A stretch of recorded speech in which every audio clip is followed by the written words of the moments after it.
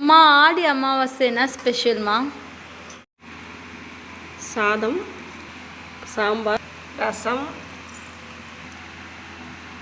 தயிர், வாழைக்காய், கீரை, பரங்கிக்காய், புடலங்காய்,